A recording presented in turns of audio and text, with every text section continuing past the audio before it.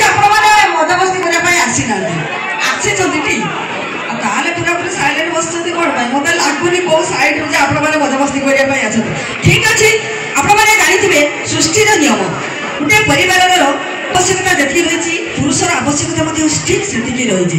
କିନ୍ତୁ ପୁରୁଷ ସର୍ବଦା ବିଦ୍ୟାଳୟର ପାତ୍ର କଳଙ୍କିନୀ ଅଟେ ନାରୀ, ପୁରୁଷ ସର୍ବଦା ବିଦ୍ୟାଳୟର ପାତ୍ର କଳଙ୍କିନୀ ଅଟେ ନାରୀ।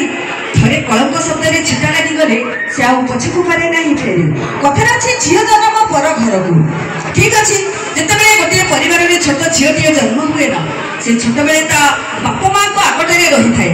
ଆଉ ସେ ଝିଅ ଛୋଟରୁ ଯେତେବେଳେ ଆଉ ଟିକେ ବଡ଼ ହୁଏ ସେତେବେଳେ ସେ ତା ବଡ଼ ଭାଇର ଆଗଟାରେ ରହିଥାଏ।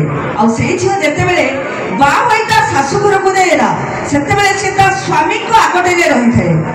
ଗୋଟିଏ ନାରୀ ଜୀବନରେ ଅନେକ ଦୁଃଖ ଅନେକ କଷ୍ଟ, ସେ କଥା କହିଲେ ନ ସରେ।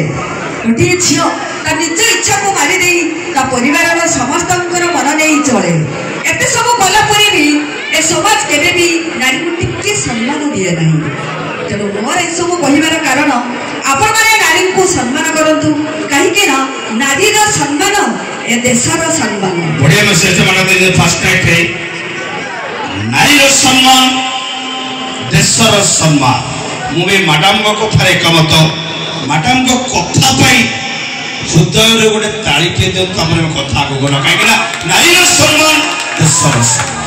Thank you.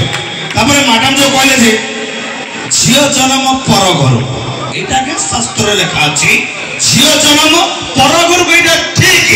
କିନ୍ତୁ ପୁଅ ଜନ୍ମ ଦୁବାଇ, ସୁରାଟ, ଛତିଶଗଡ଼, ପୁଅ ଜନ୍ମ।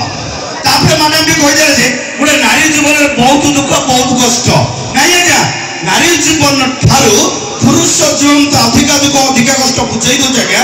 ଘରେ ତ ଛୋଟ ପଟେ ଜନ୍ମ ହୁଏ, ସବୁ ବାପା ମାଙ୍କର ଖୁସିର ଲହରୀ ଖେଳିଯାଏ ଯେ ମୋ ଘରେ ପୁଅ ଜନ୍ମ ହୋଇଛି। ଆମେ ଯେତେବେଳେ ବୁଢ଼ା ବୁଢ଼ୀ ଆମକୁ ସେ ପୋଷିବ, ଆମେ ମରିଗଲା ପରେ ଗୋଟେ ମଶାଣିକି ନେବ, ଆମ ମୁହଁରେ ଟିକେ ନିଆଁ ଦେବ, ତ ଏଇଆ ଭାବି ସବୁ ବାପା ମା ବହୁତ ଖୁସି ହେଇଯାନ୍ତି। ସେଇ ପୁଅ ଯେତେବେଳେ ଛୋଟରୁ ବଡ଼ ହୁଏ, ପାଠ ସାଠ ପଢି ମଣିଷ ହୁଏ, ବାହାରକୁ ଯାଏ ଆଜ୍ଞା ଦାଦନ ଖଟିବା ଲାଗି। ବାହାରେ ଗୋଟେ ପୁଅ ନିଜେ ଦୁଃଖ କଷ୍ଟ ରହି, ନିଜେ ନ ଖାଇ ନ ପିଇ ପରିବାର କଥା ବୁଝେ, ଭାଇ କଥା ବୁଝେ, ଭଉଣୀ କଥା ବୁଝେ, ବାପା ମାଙ୍କ କଥା ବୁଝେ, ସ୍ତ୍ରୀ କଥା ବୁଝେ, ପିଲାମାନଙ୍କ କଥା ବୁଝେ। ତ